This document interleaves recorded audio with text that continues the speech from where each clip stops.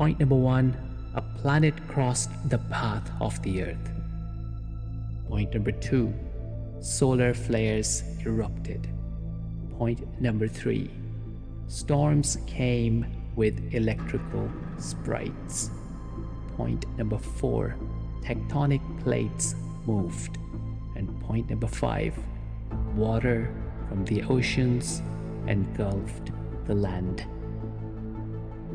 And these 2 continents have names: Mu and Lemuria.